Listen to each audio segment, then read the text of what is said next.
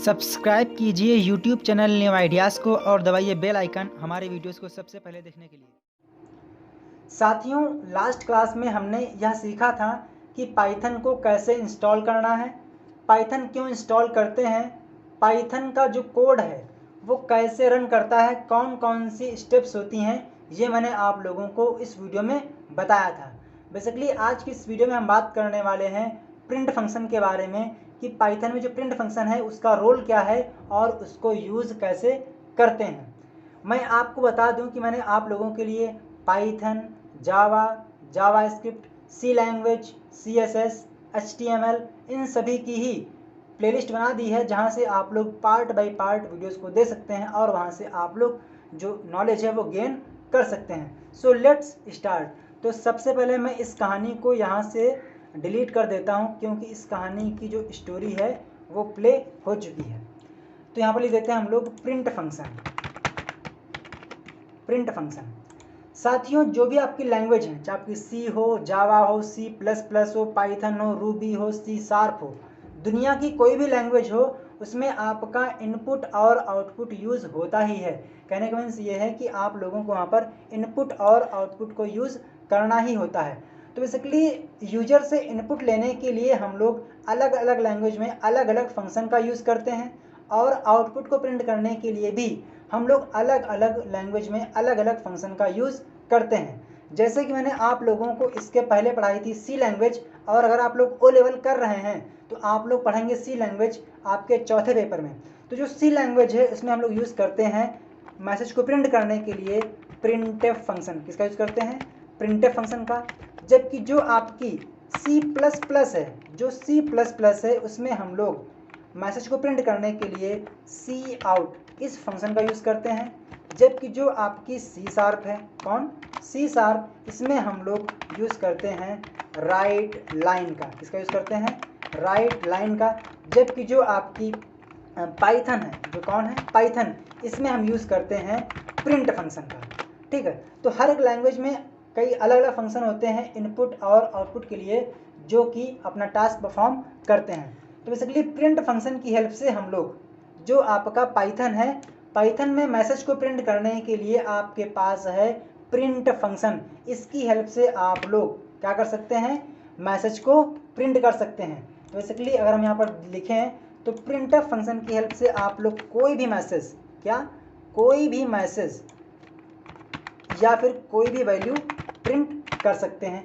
और जो ये आपका मैसेज है ये कोई भी ऑब्जेक्ट हो सकता है, लाइक स्ट्रिंग, नंबर या फिर अन्य प्रकार का डाटा हो सकता है। तो आपने समझ लिया कि जो प्रिंट है इसकी हेल्प से हम लोग कोई भी मैसेज प्रिंट कर सकते हैं और कोई भी वैल्यू प्रिंट कर सकते हैं। तो आइए देखते हैं कि ये आप काम कैसे कर पाएंगे। तो सबसे पहले आप लोगों को यहाँ पर सर्च करना है पाइथन एंड इसके बाद एंटर की हिट कर देनी है। आप देखेंगे कि आपके सामने जो पाइथन सेल है, जिसे हम लोग पाइथन प्रॉम्प्ट या फिर इंटरैक्टिव मोड कहते हैं, आपके सामने ओपन हो जाएगा। कहने का मीन्स ये है कि जो भी आप लोग यहाँ पर कोड लिखेंगे उसे हम कहेंगे कि जो आपने कोड लिखा है वो इंटरैक्टिव मोड में है। इंटरैक्टिव मोड में क्या होता है कि जो भी आप लोग स्टेटमेंट लिखते हैं उसका आउटपुट आप लोगों को तुरंत का तुरंत सेल पे मिलता जाता है। फॉर एग्जाम्पल हमने यहाँ पर लिखा 5 + 7 और हमने एंटर की प्रेस की तो यहाँ पर लिख के आ चुका है 12। ठीक है, तो इसको हम बोलेंगे इंटरैक्टिव मोड। तो हम लोगों को यहाँ पर इंटरैक्टिव मोड पे हम काम नहीं करेंगे, बल्कि हम लोग यहाँ पर स्क्रिप्ट मोड में काम करेंगे। तो हमने यहाँ पर फाइल पे क्लिक किया एंड यहाँ से हम लोग एक नई फाइल लेंगे और हम लोग जो कोड है वो यहीं पर लिखेंगे। ठीक, चलिए देखते हैं। तो सबसे पहले आप लोगों को यहाँ पर लिखना है प्रिंट। क्या लिखना है? प्रिंट। एंड इसके बाद ब्रैकेट को ओपन करना है और क्लोज करना है। अब हमेशा ध्यान रखिएगा कि अगर कोई वर्ड है उसके आगे पैरेंथेसिस लगे हैं, यानी कि ब्रैकेट ओपन है और क्लोज है, छोटा वाला, जिसको हम बोलते हैं स्मॉल ब्रैकेट, तो इसका मतलब ये है कि वो क्या है? वो एक फंक्शन है। आप यहाँ पर देखिए लिख के आ चुका है कि जो प्रिंट है, जो प्रिंट फंक्शन है, ये कई सारे आर्गुमेंट लेता है, जैसे कि ऑब्जेक्ट जिसको हम बोलते हैं वैल्यू, देन इसके बाद आप लोग इसमें सब, एंड, फाइल और प्लस, इन आर्गुमेंट को पास कर सकते हैं इस फंक्शन के अंदर। अब ये आर्गुमेंट क्या होता है इसके बारे में हम लोग आने वाले नए वीडियो में समझेंगे। तो बेसिकली मान लीजिए आपको आपका नाम प्रिंट करना है, तो आप लोगों को आना है, लिखना है प्रिंट, ब्रैकेट के अंदर आपको लिखना है डबल कोट्स, एंड यहाँ पे आप लोग जो भी प्रिंट करना चाहते हैं आप यहाँ पर लिख सकते हैं। फॉर एग्जाम्पल मुझे अपना नाम प्रिंट करना है, तो मैं यहाँ पर लिखूँगा सत्यम साहू, क्या लिखूँगा, सत्यम साहू, एंड इसके बाद मैं इस फाइल को सेव करूँगा। तो Ctrl+S कर दीजिए। Ctrl+S करते ही आपके सामने एक डायलॉग बॉक्स ओपन होगा, जहाँ पे भी आप लोगों को इस फाइल को सेव करना हो आप यहाँ पर सेव कर सकते हैं। तो मैं इस फाइल को डेस्कटॉप पर सेव करूँगा, तो हमने यहाँ पर डेस्कटॉप पे क्लिक कर दिया है, एंड इसके बाद आप लोग यहाँ पर फाइल का नाम देंगे। फॉर एग्जाम्पल हमने दे दिया है हेलो, ठीक, क्या दे दिया हमने यहाँ पर हेलो, एंड इसके बाद आप लोगों को यहाँ पर .py इस एक्सटेंशन को यूज़ करना होगा। जिस प्रकार से हम लोग जावा स्क्रिप्ट की फाइल बना रहे थे तो हम लोग लिखते थे .js, HTML की फाइल में लिखते थे हम लोग .html या फिर .htm, उसी प्रकार से हम लोग जब पाइथन में कोई प्रोग्राम क्रिएट करते हैं तो हम यहाँ पर लिखते हैं .py। ये क्या है, ये पाइथन फाइल का एक्सटेंशन होता है। देन इसके बाद हम उसको यहाँ से सेव कर देंगे। अब सेव करने के बाद बात आती है कि इसको हम रन कैसे करेंगे। तो आप लोगों को यहाँ पर मेन्यू बार में एक ऑप्शन दिखाई देगा रन का, यहाँ पे क्लिक कर दीजिए। यहाँ पर क्लिक करने के बाद आपके सामने कई सारे ऑप्शन शो होंगे, तो आप लोग यहाँ पर क्लिक कर दीजिए रन मॉड्यूल पे, या फिर आप लोग अपने कीबोर्ड में F5 जो आपकी फंक्शन की होती है ना F5 उसे प्रेस कर दीजिए। तो हमने यहाँ पर F5 की प्रेस कर दी है। F5 की प्रेस करते ही जो आपका प्रोग्राम है वो एग्जीक्यूट हो जाएगा और पाइथन सेल में आप लोगों को उसका रिजल्ट शो होगा। तो आप यहाँ पर देखिए लिख के आ चुका है सत्यम साहू। अगर मैं यहाँ पर और कुछ लिखता, फॉर एग्जाम्पल हमने लिख दिया है Satyam Sahu is a good boy, अपनी थोड़ा सा क्या कर लेते हैं, बड़ाई कर लेते हैं, ठीक है। तो इसको हमने यहाँ से सेव कर दिया दोबारा से, एंड इसके बाद हमने इसको रन कराया तो आप देखें लिख के आ चुका है Satyam Sahu is a good boy. तो आप लोगों को जो भी मैसेज प्रिंट करना है आप इसे डबल कोट्स के अंदर या फिर सिंगल कोट्स के अंदर या फिर ट्रिपल कोट्स के अंदर लिख सकते हैं। देन इसके बाद ध्यान दीजिएगा, जो भी आप लोग डबल कोट्स के अंदर लिखते हैं मैटर, वो same to same Python cell पर वैसे ही प्रिंट हो जाता है।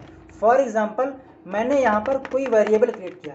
अब बात ये आती है कि वेरिएबल क्या होता है, तो मैंने आप लोगों को इसके प्रीवियस वीडियो में बताया था कि वेरिएबल क्या होता है, उसको डिक्लेयर करते समय कौन कौन से रूल्स होते हैं जो हमें फॉलो करने होते हैं। फॉर एग्जाम्पल हमने बनाया कोई वेरिएबल जिसका नाम है a और हमने इसमें असाइन कर दिया है फॉर एग्जाम्पल 15।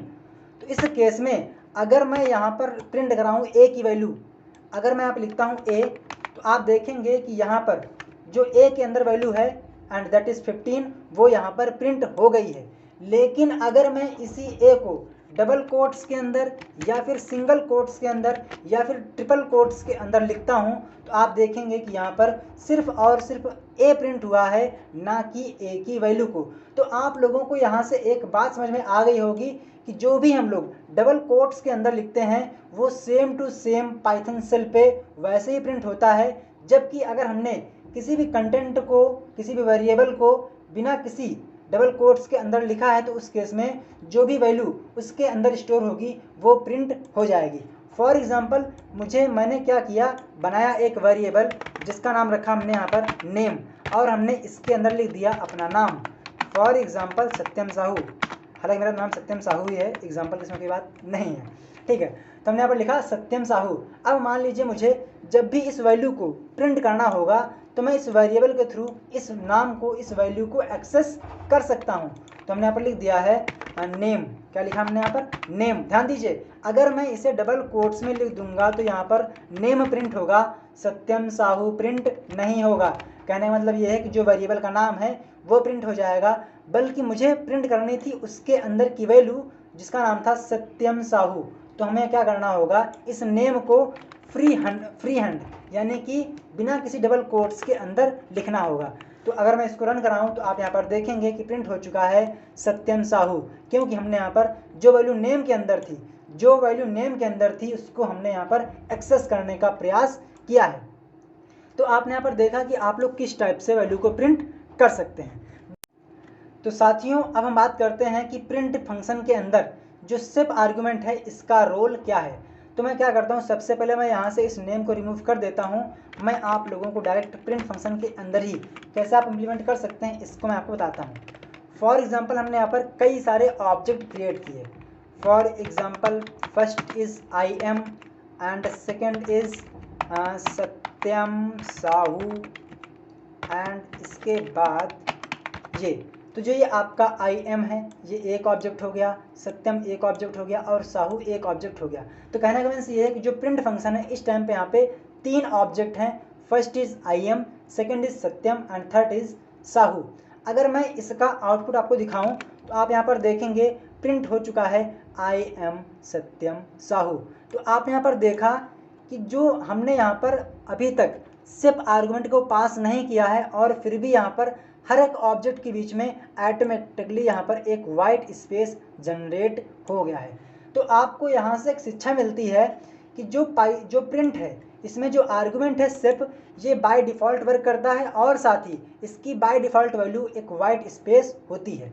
अगर मैं यहाँ पर इस फंक्शन में पास करता हूँ सिर्फ आर्गुमेंट एंड इसके बाद हमने यहाँ पर लिखा डबल कोट्स के अंदर कि भैया आप लोगों को हर एक ऑब्जेक्ट को हैज की हेल्प से या लिख सकते हैं एस्टरिस्क यानी स्टार की हेल्प से सेपरेट करना है।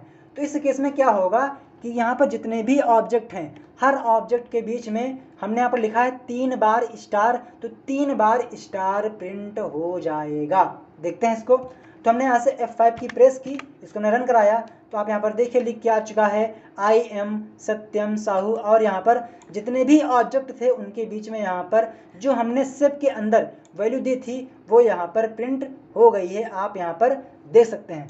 तो आपको समझ में आ गया होगा कि जो सिप आर्गुमेंट है ये क्या करता है कि अगर आपने एक ही प्रिंट फंक्शन के अंदर एक से अधिक ऑब्जेक्ट दिए हुए हैं तो उन ऑब्जेक्ट को किस प्रकार से सेपरेट करना है ये हम लोग सिप आर्गुमेंट की हेल्प से डिफाइन करते हैं। फॉर एग्जांपल मैं एग्जांपल आपको और देता हूं ताकि आपको अच्छे से क्लियर हो जाए। फॉर एग्जांपल मैं चाहता हूं कि इस प्रिंट फंक्शन के अंदर जितने भी ऑब्जेक्ट हैं जिसको हम बोल सकते हैं वैल्यू हैं, जितनी भी वैल्यू हैं उनके बीच में आप एक टैब जितना स्पेस दे दीजिए। तो हम यहाँ पर लिखेंगे \t। तो इस केस में क्या होगा, यहाँ पर हर एक ऑब्जेक्ट के बीच में एक टैब जितना स्पेस जनरेट हो जाएगा। आप यहाँ पर देखिए, देखेंगे आप यहाँ पर देखिए ये आपका एक टैब हो गया, एक टैब आपका ये हो गया। तो आपने यहाँ पर देखा कि हर एक ऑब्जेक्ट के बीच में यहाँ से सेपरेशन के लिए हमने यहाँ पर टैब को जितना स्पेस दे दिया है। आप यहाँ पर जो चाहे दे सकते हैं। फॉर एग्जाम्पल हमने यहाँ पर लिख दिया है 1 2 3 4 5 6। तो इसका मतलब ये है कि जितने भी ऑब्जेक्ट हैं हर एक ऑब्जेक्ट के बीच में, हर 2 ऑब्जेक्ट के बीच में ये जो सेपरेशन है 1 2 3 4 5 6 ये प्रिंट होगा। इसको हमने यहाँ से रन कराया तो आप देखेंगे कि यहाँ पर लिख के आ चुका है आई एम 1 2 3 4 5 6 सत्यम 1 2 3 4 5 6 साहू। तो आपको यहाँ से जो सिप है इसका कॉन्सेप्ट क्लियर हो गया होगा। मैं एक बार रिपीट करता हूँ कि जो भी आपने ऑब्जेक्ट क्रिएट किए हुए हैं इस प्रिंट फंक्शन के अंदर पास किए हैं उनको सेपरेट करने के लिए हम लोग इसका यूज़ करते हैं। अगर आप लोग चाहें तो आप इसका यूज़ ना करें, इसको ना पास करें, तो इस केस में हर एक ऑब्जेक्ट के बीच में एक वाइट स्पेस आ जाएगा। ठीक है, चलिए देन इसके बाद जो प्रिंट फंक्शन है इसका एक और आर्गुमेंट होता है एंड दैट इज एंड। ठीक है, इसको मैं यहाँ से रफ कर देता हूँ। हमने यहाँ पर लिखा फॉर एग्जाम्पल सत्यम साहू। ठीक, एंड इसके बाद मैं इसको कॉपी कर लेता हूँ क्योंकि कॉपी करने में क्या होगा, टाइम बचेगा। हमने यहाँ पर लिख दिया न्यू आइडियाज़ YT। क्या लिख दिया हमने यहाँ पर, न्यू आइडियाज़ YT। अगर मैं आप लोगों को इसका आउटपुट दिखाऊं तो आप देखेंगे कि यहाँ पर सत्यम साहू न्यू आइडियाज़ प्रिंट हो गया है। सत्यम साहू एक लाइन में है, न्यू आइडियाज़ YT एक लाइन में है। तो इससे आपने सीखा ये कि जो प्रिंट फंक्शन है, जो भी आप लोग इसकी हेल्प से मैसेज प्रिंट करते हैं उसको प्रिंट करने के बाद सबसे लास्ट में एक नई लाइन भी प्रिंट कर देता है, यानी कि एक न्यू लाइन इंसर्ट कर देता है। अगर आप लोग चाहते हैं कि जो न्यू आइडियाज़ YT है ये इसी के बगल में आए तो इसके लिए आप लोगों को यहाँ पर जो एंड है उसको चेंज करना होगा। तो हमने यहाँ पर एक आर्गुमेंट पास कर दिया है and that is and. And इसको हमने यहाँ से ब्रैकेट ओपन की यहाँ जरूरत नहीं है, इक्वल लगाइए और डबल कोट्स के अंदर आप वैल्यू पास कर दीजिए।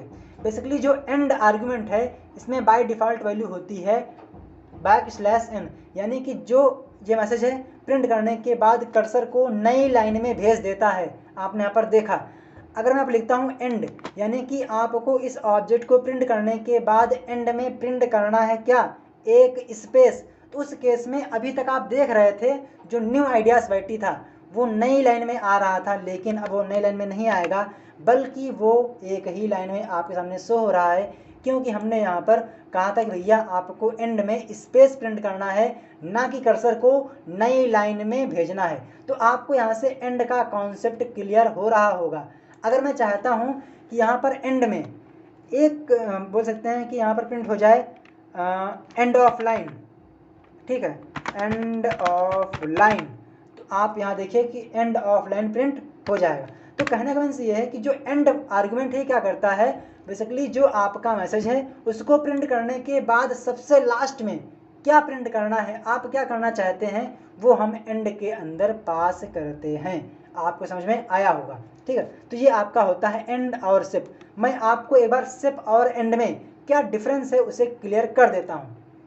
तो जो ये आपका एंड है ये सबसे लास्ट में क्या प्रिंट होना है उसको डिसाइड करता है, जबकि जो सिप है वो क्या करता है कि अगर आपने प्रिंट फंक्शन के एक ही प्रिंट फंक्शन के अंदर कई सारे ऑब्जेक्ट पास किए हैं, तो उन ऑब्जेक्ट के बीच उन ऑब्जेक्ट को सेपरेट करने के लिए आप क्या यूज़ करने वाले हैं वो हम लोग सिप के अंदर डिफाइन करते हैं। तो आप लोगों को यहाँ से पेंट कह रहे हैं एंड और सिप समझ